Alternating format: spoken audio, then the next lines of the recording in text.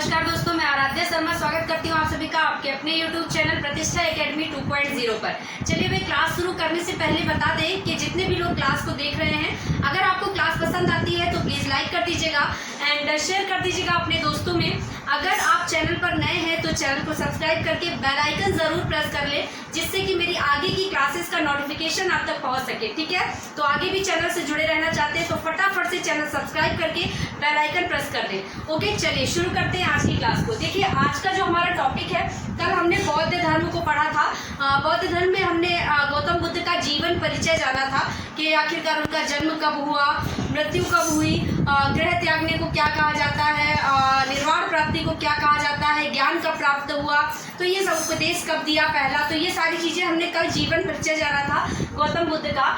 आज हमें बौद्ध धर्म से रिलेटेड ही बौद्ध संगीतियाँ, त्रिपिटक, बौद्ध धर्म के त्रिपिटक, बौद्ध धर्म के त्रिरत्न और अष्टांगिक मार्ग को जानना है। ठीक है, तो आज का जो टॉपिक है इसमें आप त्रिपिटक, त्रिरत्न, संगीतियाँ और अष्टांगिक मार्ग, जो कि पेपर का बहुत इंपॉर्टेंट टॉपिक है, ये पेपर में यहाँ से आपको क्वेश्चन देखने को मिलते हैं। संगीतियों से तो 100% क्वेश्चन देखने को मिलता है। चलिए भाई, तो देखते हैं आज का टॉपिक। आप सोच रहे होंगे कि यहाँ पर मैम ने ये 14 क्यों डाला है, क्योंकि ये 14 क्लास है। ठीक है, 14वीं क्लास है ये हिस्ट्री की। ठीक है, चलिए देखिए, मैंने यहाँ पर बौद्ध संगीतियाँ लिख रखी हैं।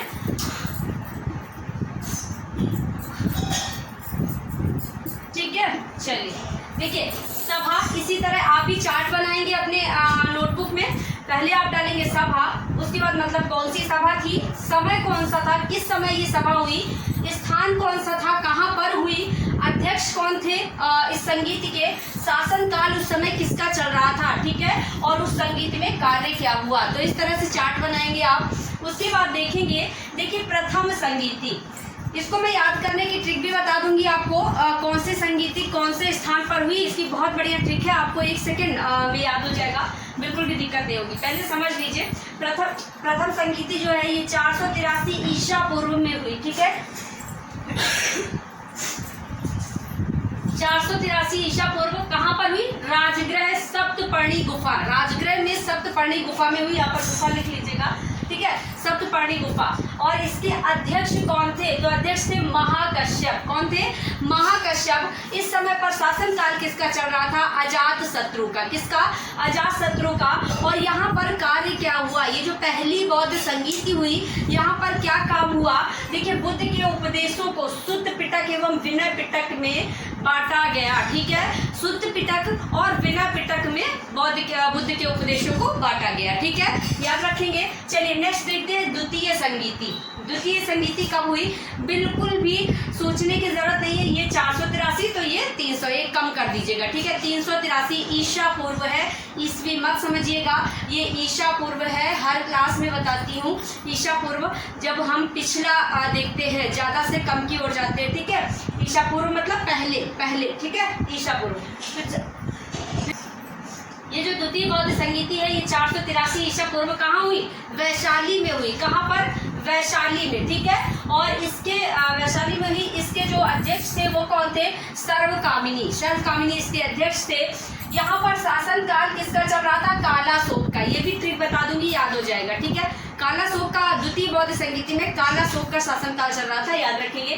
काम क्या हुआ था, 2 भागों में, बौद्ध धर्म जो है इसे 2 भागों में स्थापित एवं महासंगीत में बांटा गया। ठीक है, 2 भाग कौन कौन से, 2 भागों में स्थापित किया गया और महासंगीत किया गया। चलिए नेक्स्ट देखते हैं तृतीय बौद्ध संगीति। तृतीय जो है ये 250 ईसा पूर्व में हुई। कब, 250 ईसा पूर्व में पाटलिपुत्र में हुई। कहाँ पर, पाटलिपुत्र में। अध्यक्ष कौन थे, मोगलिपुत्र तिष्ठ। ठीक है, मोगलिपुत्र तिष्ठ। और शासन काल अशोक का चल रहा था। आप जानते हैं अच्छे से, अशोक महान जिन्हें आप कहते हैं। ठीक है, अशोक का शासन काल, कोई खास काम यहाँ पर नहीं हुआ। ठीक है, चलिए चौथी बौद्ध संगीति जो है प्रथम शताब्दी ईसा पूर्व। प्रथम शताब्दी ईसा पूर्व कहाँ पर हुई, कुंडलवन, कश्मीर में कुंडलवन, वहाँ पर ये चौथी बौद्ध संगीति हुई। इसके अध्यक्ष वसुमित्र थे। कौन थे, वसुमित्र। और इसके उपाध्यक्ष भी पेपर में पूछे गए हैं, इसलिए मैंने यहाँ पर ऐड कर दिया है। उपाध्यक्ष कौन थे, अश्वघोष। ठीक है, अध्यक्ष वसुमित्र थे और उपाध्यक्ष अश्वघोष थे। ठीक है, कनिष्क, शासनकाल किसका चल रहा था? कनिष्क का चल रहा था। ठीक है, काम क्या हुआ? हीनयान एवं महायान में विभाजन, मतलब कि बौद्ध धर्म जो था वो दो शाखाओं में बट गया। कौन कौन सी? हीनयान और महायान। ठीक है, आई बात समझ में? चलिए नेक्स्ट, ये तो संगीतियां हो गई, अब इनको हम याद कैसे करेंगे? देखिए, पहली, दूसरी, तीसरी, चौथी, 4 बौद्ध संगीतियां हुई। सभी को पता है, नहीं पता है तो जान लीजिए, टोटल 4 बौद्ध संगीतियां हुई। ठीक है, कहाँ कहाँ पर हुई? इसकी ट्रिक है रवा पका। देखिए ऐसे याद कर सकते हैं आप, रवा पका।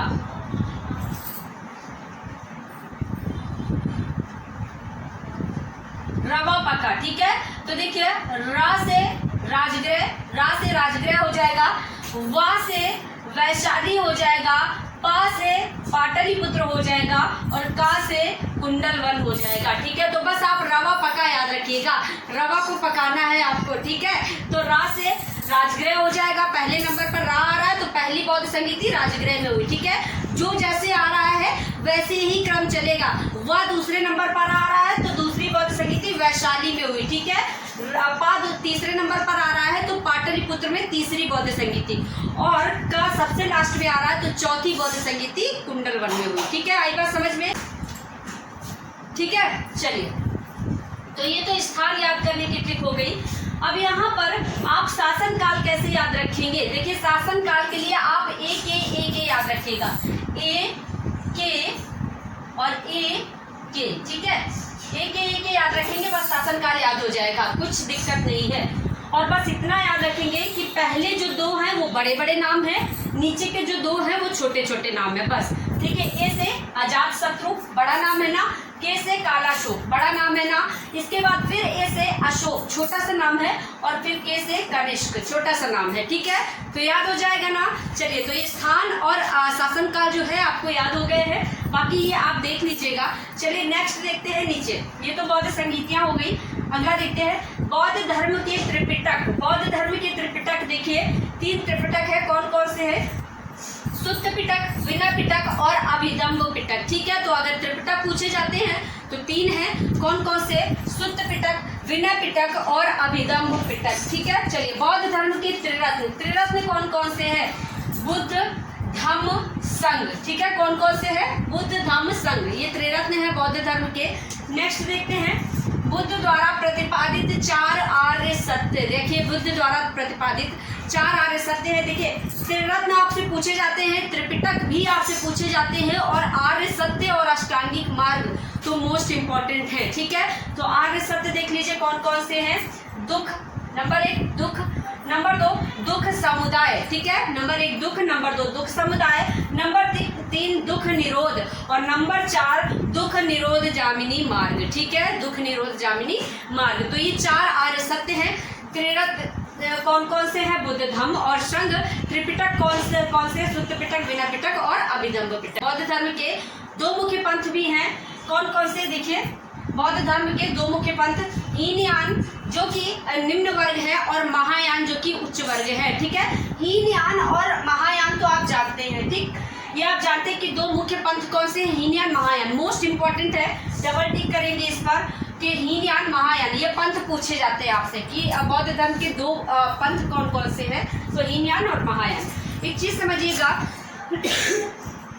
ये हीनयान जो है ना बेटा, हीनयान ये निम्न वर्ग है। ठीक है, बौद्ध धर्म जो था 2 शाखाओं में बटा हुआ था, कौन कौन सी शाखा? हीनयान और महायान। तो ये जो हीनयान था ना, ये निम्न वर्ग था, और महायान जो था ये उच्च वर्ग है। देखिए, महा लगा हुआ है तो आप समझ जाएंगे, महा मतलब महान। ठीक है, तो ये उच्च वर्ग था।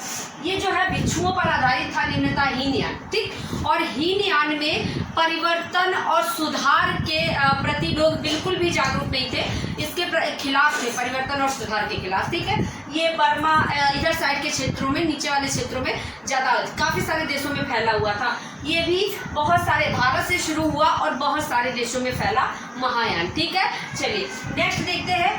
बुद्ध ने निर्वाण प्राप्ति के लिए अष्टांगिक मार्ग का अनुसरण करने को कहा है। किस लिए अनुसरण? अष्टांगिक मार्ग का अनुसरण किस लिए करने को कहा? निर्वाण प्राप्ति के लिए, मतलब कि ईश्वर के पास जाने के लिए इन्होंने अष्टांगिक मार्ग का जो है अष्टांगिक मार्ग का अनुसरण करने को कहा है। चलिए देखते हैं ये अष्टांगिक मार्ग कौन कौन से हैं। यहाँ पर अष्टांगिक मार्ग का मतलब हो गया दुख से निवारण। देखिए मैंने यहाँ पर लिखा है अष्टांगिक मार्ग का मतलब है दुख से निवारण। ठीक है, चलिए अष्टांगिक का मतलब आप समझते हैं 8, और मार्ग देखते हैं कौन कौन से 8 मार्ग हैं निर्वाण प्राप्ति के लिए, ईश्वर के पास जाने के लिए, दुख से निवारण के लिए। देखिएगा कौन कौन से हैं। नंबर 1 सम्यक संकल्प। कौन सा है? सम्यक संकल्प मतलब कि आपका संकल्प अच्छा होना चाहिए। सम्यक मतलब अच्छा, बढ़िया। ठीक है, सम्यक दृष्टि अच्छी होनी चाहिए। सम्यक एकाग्रता अच्छी होनी चाहिए, एकदम एकाग्र होने चाहिए। सम्यक आपकी बोली अच्छी होनी चाहिए। वाक मतलब बोली। ठीक है, सम्यक कर्म, आपके कर्म अच्छे होने चाहिए, कर्म अच्छे करें, बोले अच्छा, एकाग्रता अच्छी रखें, देखें अच्छा, दृष्टि देखें, सम्यक दृष्टि देखें अच्छा।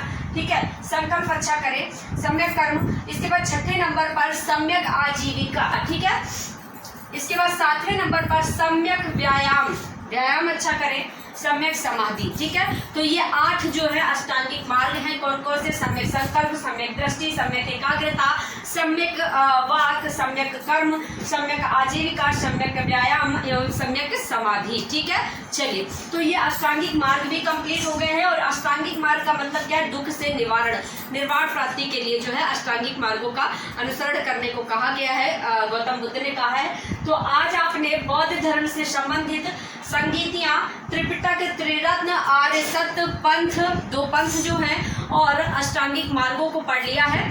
और उम्मीद करते हैं आप सभी को समझ आया होगा, अच्छा लगा होगा। चाहे तो स्क्रीनशॉट ले लीजिए। चलिए तो 2 चीजें और बता देती हूँ आपको। देखिए गौतम बुद्ध से प्रभावित होकर के, बौद्ध धर्म से प्रभावित होकर के आम्रपाली, इनका नाम पूछा जाता है, बौद्ध भिक्षुणी कौन बनी थी? तो आम्रपाली जो है ये बौद्ध भिक्षुणी बन गई थी। ठीक है, और पहले अनुयायी अगर गौतम बुद्ध के पूछे जाए तो तपस्सु है। कौन है? तपस्सु जो है ये गौतम बुद्ध के पहले अनुयायी थे। और एक चीज और समझिएगा, गौतम बुद्ध को शाक्य मुनि के नाम से भी जाना जाता है। ठीक है, क्योंकि ये शाक्य कुल के थे, शाक्य वंश के, इसलिए इन्हें शाक्य मुनि के नाम से जाना जाता है। ठीक है, अगर पूछा जाए शाक्य मुनि किससे कहा जाता है तो गौतम बुद्ध को। ठीक, चलिए भाई, तो आज के लिए इतना ही। सभी लोग क्लास को लाइक कर दीजिए, शेयर कर दीजिए, चैनल को सब्सक्राइब कर लीजिए। चलते हैं, फिर मिलेंगे अगली क्लास में। तब तक के लिए सभी को टाटा, बाय बाय, नमस्कार।